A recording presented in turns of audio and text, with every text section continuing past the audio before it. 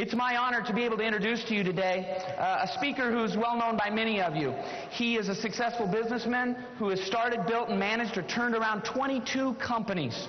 He's also one of America's foremost authorities on peak performance and individual achievement. And he addresses over 250,000 people worldwide every year.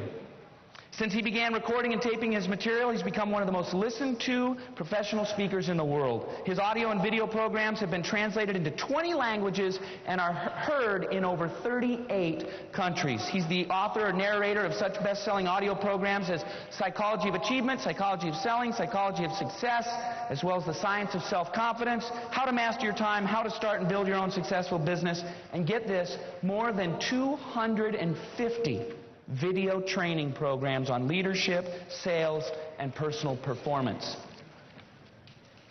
He's written 34 books, been translated into 23 languages. He's the creator of the personal coaching system Focal Point. He's traveled and worked in more than 80 countries, and he speaks 4 languages. He was the chief operating officer of a $265 million development company. He's active in community affairs. And probably the most important thing for Brian is that he's married with 4 children. And of course, he is the president of 3 companies headquartered in Solana Beach, California. It is a great privilege for me. I just met him for the first time today, so I'm excited to hear from him as well in person. Please welcome to the Weekend Leadership event, Mr. Brian Tracy.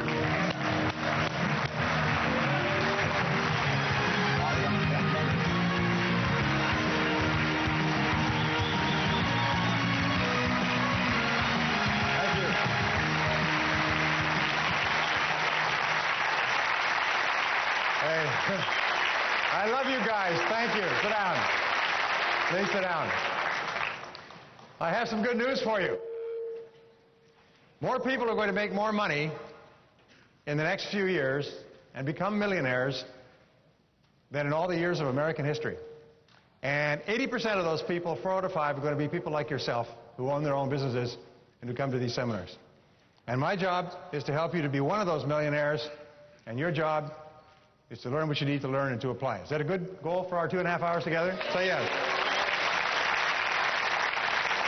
Now, when Kyle invited me to come here to speak, he said, you know, this is a very, very high-class audience. It's a very elite group. They're in the top 5 or 10% of people in America. He said they're all millionaires.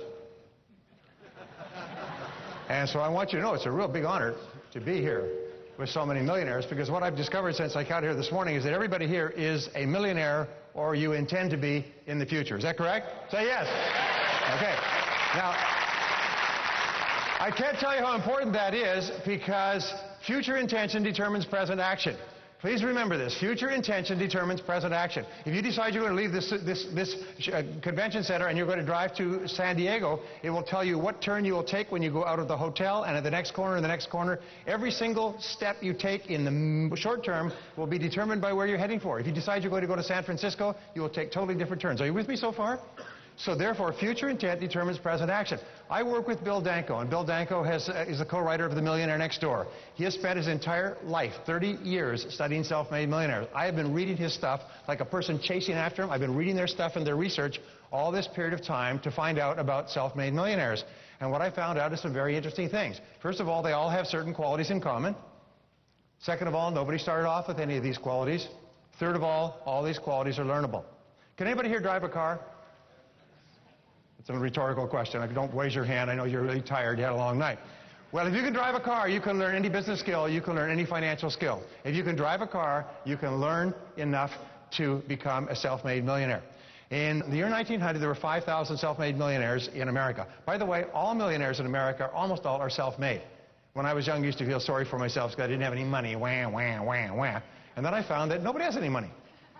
Everybody starts off broke. As a matter of fact, if you look at what the Founding Fathers wrote, the Founding Fathers designed America to be a country where people could come with nothing. Basically with satchels of everything they owned off a boat at Ellis Island, and they could start off here, and by working hard, and as Chris said, by developing character and talent and working hard, telling the truth, and paying as little taxes as possible, they could eventually become prosperous and successful, if not millionaires. So don't feel sorry for yourself, by the way, if you started off with difficult circumstances. Now, I'm going to get off the track a little bit here, but first point is this, is everybody starts off broke. Most Americans like broke so much they keep going back to it throughout their adult lives, you know, like visiting the old hometown. But here's the point, and there's a wonderful line from Joe DiMaggio. Joe DiMaggio once said, he goes, there's no rich men's sons in the major leagues. He said they don't have the stomach for it.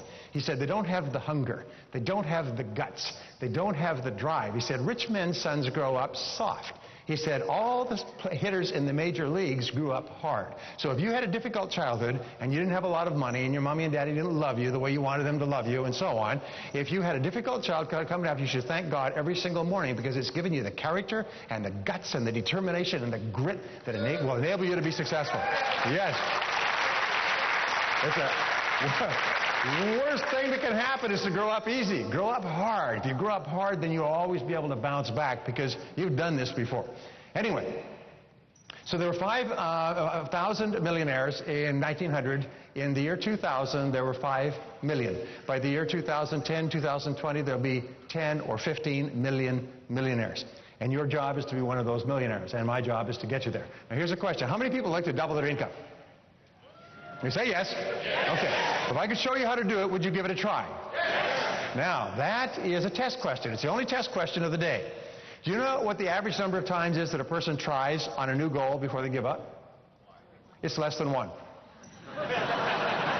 Most people give up before they try it even once.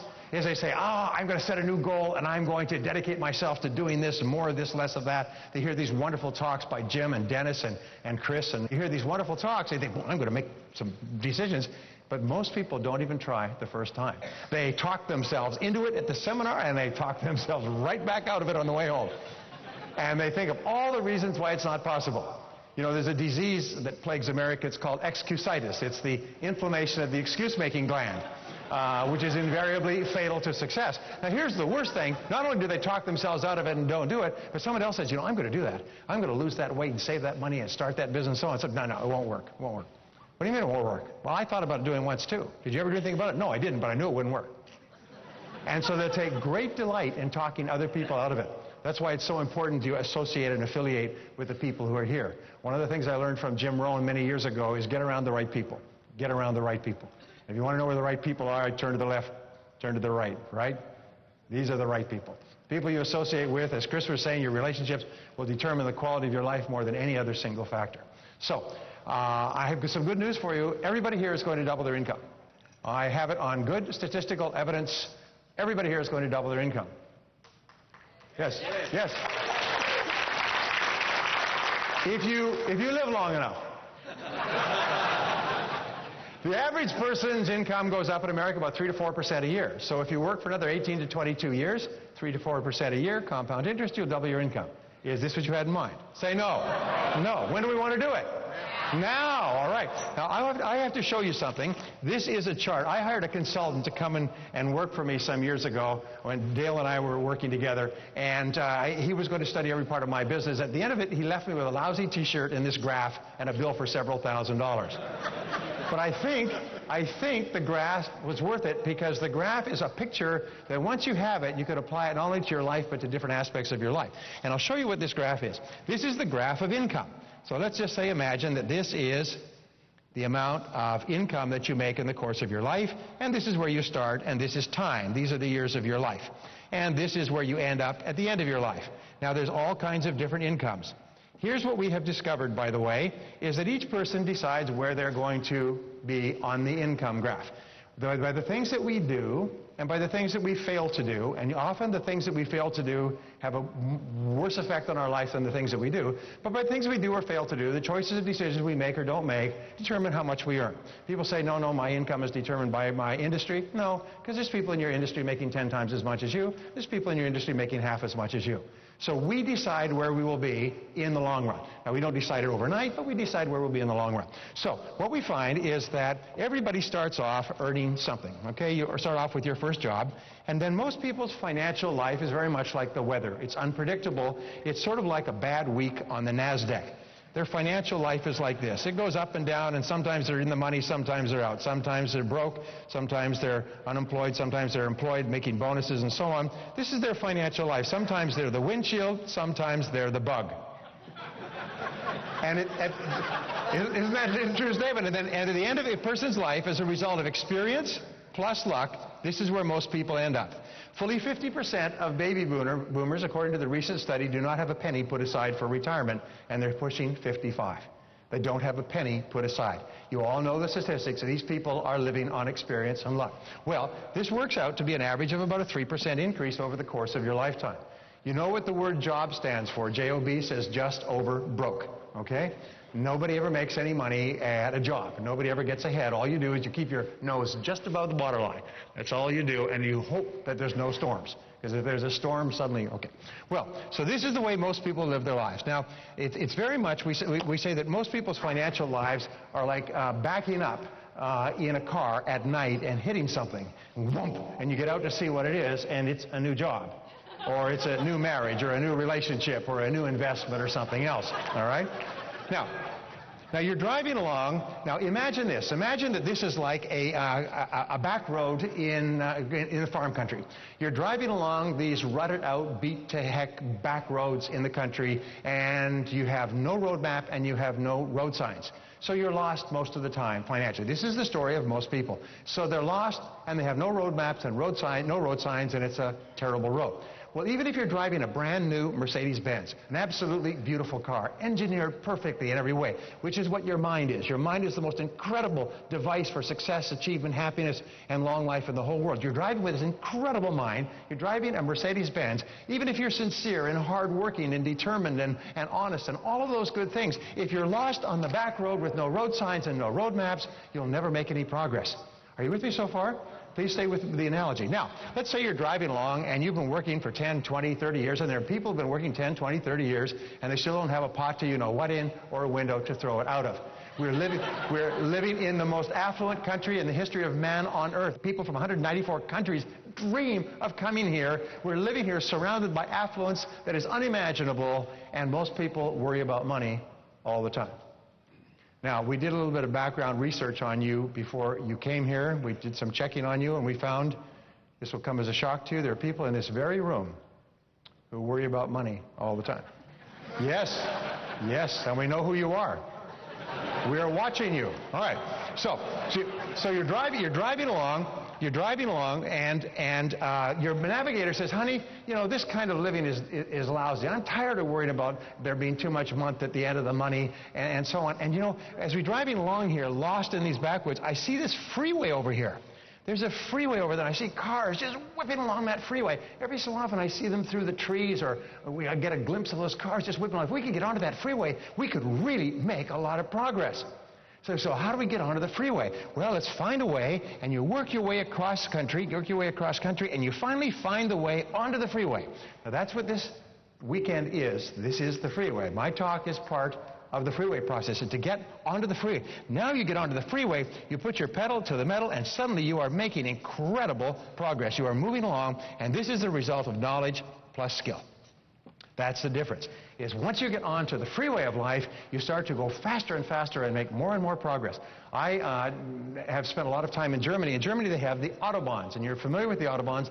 The Autobahns have no speed limit. As a matter of fact, the Autobahns, it is illegal for you to stay on the inside lane. If somebody comes up behind you and you stay in the inside lane and do not let them through, you'll be ticketed and punished, and they fine you enormous amounts. In other words, nobody can stop anybody from going as fast as they want. You want to drive 200 miles an hour, nobody's allowed to stay in front of you. And we'd be good regulation here, wouldn't it? Is nobody's allowed to be in the center line if somebody's coming up behind them. Anyway, in there they don't have accidents, by the way. They have disasters. If a car crashes, they don't send a tow truck. They send a scraper. They just scrape up the pieces and the parts. Anyway, but imagine you're on the Autobahn of life, and you can go faster and faster and faster, straighter and straighter, faster and faster. Now, this is what happens with knowledge and skill. You see, once you get the knowledge, you can use it over and over again. But you've got to get it first. Once you get it, you can use it over and over again. And as you use it, you get better and better at it. As you get better and better at it, you get more and more results in less time with less investment of time and money. Are you with me so far? That is why people who start to make a little bit of money, then make a little bit more, then make a little bit more, then make a little bit more, they go faster and faster and faster because they get better and better and better at using the skill of making money. And all business skills are learnable. All money-making skills are learnable. So anyway, you're driving along, you whip along here. Now, here's my pretty critical point, is the people who are on the freeway of life are not smarter or better than people who are on the back roads. As a matter of fact, there are many people who are on the freeway of life. A person, to use an example, a person driving a rusted out jalopy, belching smoke, wheels falling off, terrible mechanical condition, will make more progress on the freeway than a genius driving a Mercedes-Benz on the back roads. Are you with me so far? There's nothing that will make you madder than to meet somebody who's dumber than you, making more money than you. Have you had that experience? Yes. And you look at this person, the person is an idiot. They can't find their bum with both hands, you know, and they're making more money than you. And why? It's because they have gotten off the back roads and onto the Autobahn. And that's why people want to come here from all over the world. You know, we talk about the American dream. The American dream. The American dream. Do you know something? There's no other country that has the word dream after its name.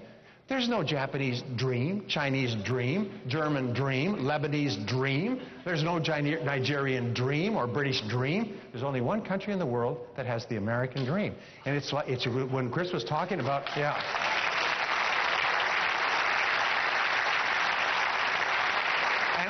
And so I've given this a lot of thought, and I can come to the conclusion that the American dream is basically two things. Many other things, too. It's two things. First of all, it's freedom. Like Braveheart, remember Braveheart? Freedom! We love to be free. So you get onto the high road of life and you go faster and faster and faster. Now our job is to get onto the high road, and the key to getting onto the high road is knowledge and skill. Now here's the difference, and this I don't know if you can pick this up, but this is the amount of money that you'll earn through the course of your life. It becomes more and more and more and more, and this is the amount that you'll end up with at the end of your lifetime. And this is controlled. Being on the back roads, the farm roads of life, are random, but being on the high road of life is controlled. And your job and my job is to get our finances under control, to get going straight ahead, to make every effort count, to make more and more money, and to end up financially independent. So the American dream is two things, freedom and financial independence. We want to have enough money so we can order from the menu without looking at the right-hand column to see how hungry we are. We want to have enough money so we never have to worry about money again. Is that a good goal? Say yes. Now remember, everybody starts off behind the eight ball. The very few people that start off with money usually lose it fairly quickly. They blow it, they burn it up, and so on. But people who've had to earn it the hard way can keep it. So our job is to get there. Now, I have to ask you another question. Who's the most important person in this room? Well, do you know something? You're right. You are the most important person in this room. You are really, really important. You are so important it is unbelievable. To yourself, you're the most important person in the whole universe. There's a definition in the dictionary called a solipsist who practices solipsism. And a solipsist is a person who believes that they are the center of the known universe. And solipsism believes that everything in the universe revolves around them. Most of these people get into politics or show business. But we, to a greater or lesser degree, the word comes from the Greek, is we are all solipsists. We all see the world from ourselves. So in terms of your own self, you are the most important person in this room and the most important person in the world. But in terms of your family, you're very important. In terms of your parents, from the time you were a child, your friends, your customers, your coworkers, the things that you do make you a terribly, terribly important person. And the reason that I emphasize this is because how important you feel you are is the critical determinant of how much success you'll have in life. How important you feel you are, how much you like yourself and respect yourself, is the critical determinant of everything that happens to you. You know, and Dennis has taught this, and Jim has taught this, and I've taught this. For me, it's one of the great revelations is your level of self-esteem, how much you like and respect yourself, determines the entire quality of your life. That everything we do in life is either to raise our self-esteem or to protect it. And so the more you like yourself, the more you value yourself and see yourself as an important person, the more you like other people.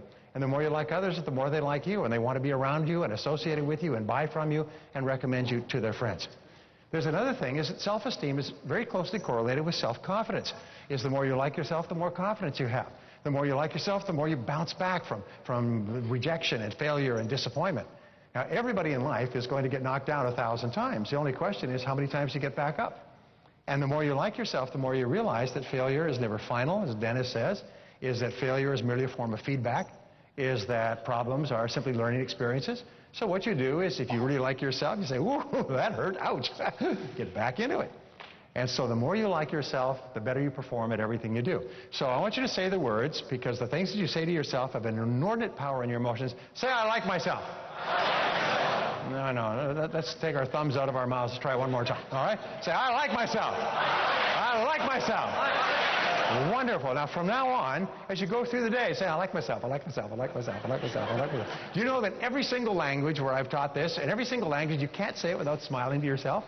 It is almost like taking a mental vitamin pill. You take it and you like yourself. As a matter of fact, there's an interesting thing. Our greatest, and Chris was talking about this, and other people talk about it, our greatest obstacles to success are our fears. Fears of failure, fears of loss, fears of making a mistake, and so on. But the more you like yourself, the less you fear. If the higher your self-esteem, the lower your level of fears.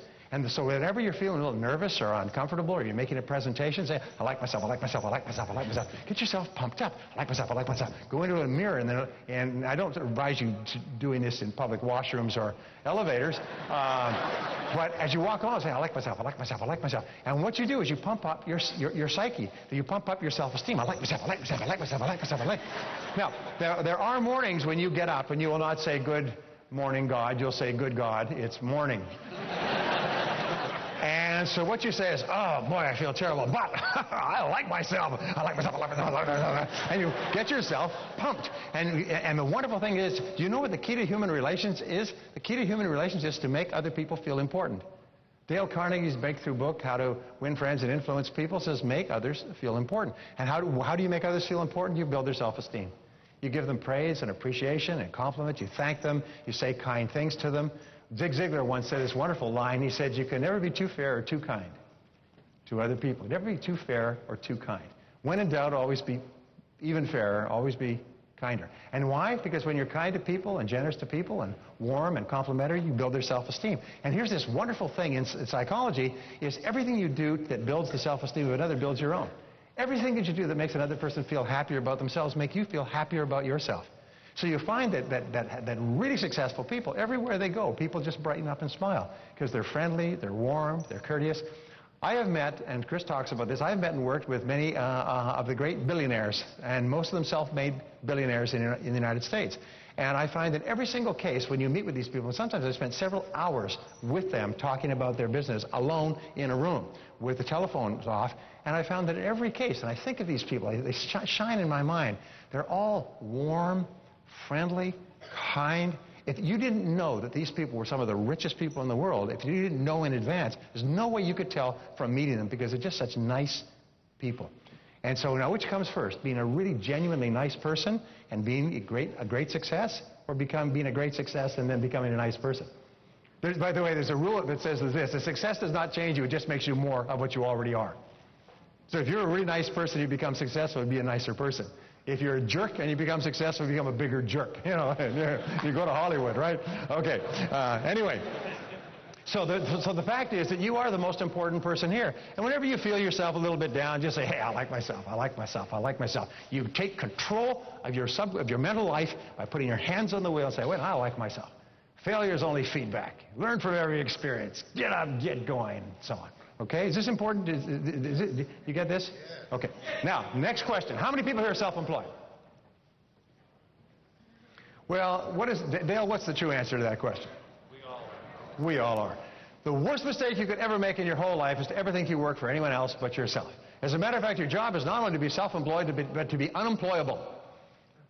Right? Where you just simply can't work for anybody else. You can only work for yourself. And it's interesting, it's the attitude. Chris was talking about attitude. It's the attitude of self-employment that separates the winners from the non-winners. It's top people, and according to the studies, the top 3% of adults see themselves as self-employed, even if they work for another company, even if someone else signs their paycheck all their lives. They see themselves as self-employed. They see themselves as in charge of their own life. And I have thought about this over and over again, and one of the great turning points in my life was this, is when I realized that I was responsible for everything that happened to me. I was in charge. I was self-employed. And the acceptance of total responsibility is one of the great scary thoughts, but one of the great liberating thoughts of life. And so I found that really high performers, all leaders, all men and women of great accomplishment, men and women of strength and character, men and women who accomplish great things, are people who are highly self-responsible. It is the key to success, and I'll come back to this a little bit later. So here are the words that you use. The words are, I am responsible. Say it. I am responsible. Oh, no. Try it again. I am responsible. I like myself. And I'm responsible. Those are the keys to success. As long as you hold on to those, whenever you have a problem or difficulty of any kind, you'll go back to that. I like myself and I'm responsible. If there's something in my life that's not working, then by gum, it's up to me to change it. I'm not going to sit here and moan and cry and weep and moan and blame other people. I just get busy and do something about it. All successful people are take-charge people. And these are really, really important in terms of becoming a millionaire. Can you imagine a milquetoast millionaire? A person who does not accept responsibility with low self-esteem? No. You've got to have a person who really likes themselves and who really feels in charge of their own life. One last question. What is the most important part of this weekend? You're right. It's what you do afterwards. It's not what we learn. It's not the pleasure that we have. It's not the interaction. It's what you do afterwards.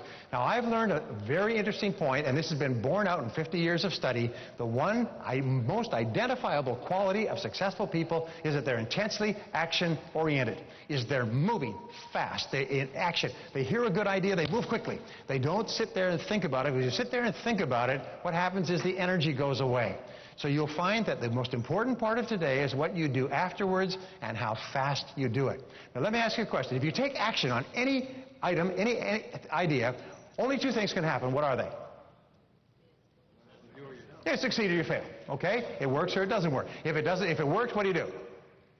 You do more of it. If it doesn't work, what do? You learn from it quickly, get smarter, and try something else. But you cannot lose from taking action. You can only lose from not taking action. And when I spoke many years ago to one of the richest men in the world, he's now worth about $5.4 billion, and at that time he was just building his company. His company was just growing.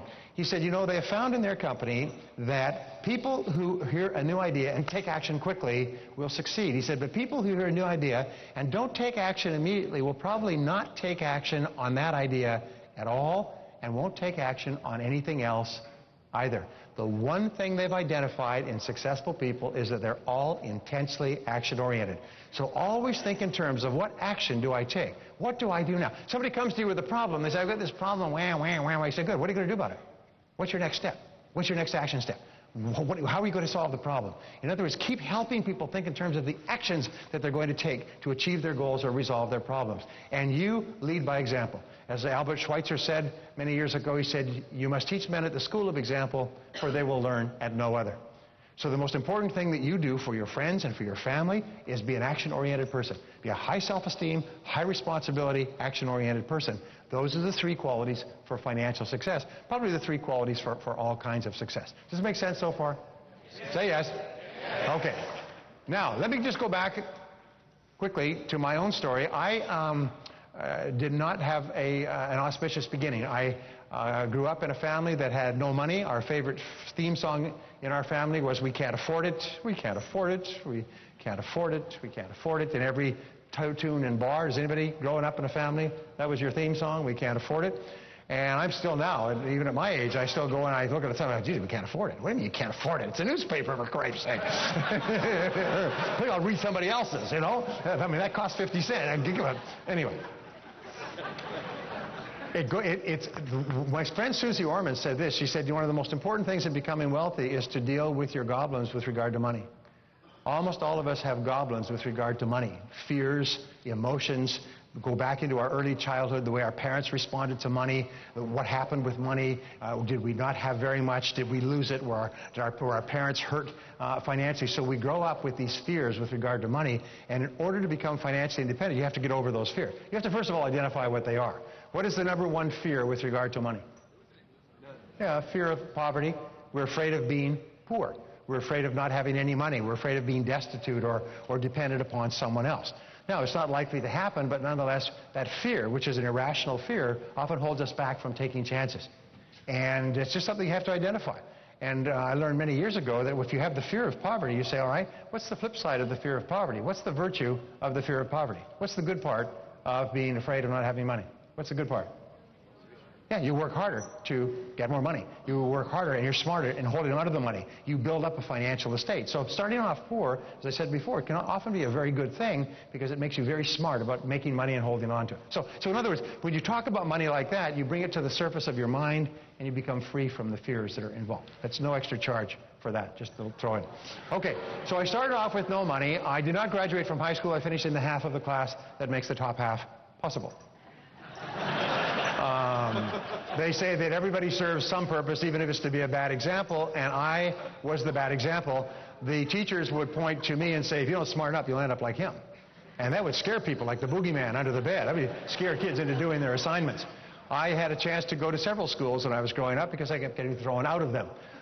Suspended, expelled, rejected, suspended, expelled, rejected, and finally I left school and I got a job, a laboring job. I was told, by the way, that if you don't get a good education and get good grades, you won't do well in school. If you don't get good grades and do well in school, you won't get a good job, you won't go to college, you won't have a good life. So I've been told this all my life. You know, they tell you that, to tell kids that to scare them. So you grow up and they say, I didn't get very good grades in school. And by the way, remember I told you about the research that we did on you? Yes, we found some other interesting things. We found there are people in this very room who did not get good grades in school. Yes, and we know who you are. We were amazed at how many of you there are. It was astonishing. Anyway, and here's what I learned later in life. It took me about 10, 15 years to learn this, is there's no relationship between grades in school and success in life, unless you believe there is. If you believe that because you got poor grades you can't be successful, that becomes your truth. As William James of Harvard said, belief creates the actual fact. If you believe it, it becomes true for you. But there's no relationship at all. There's no relationship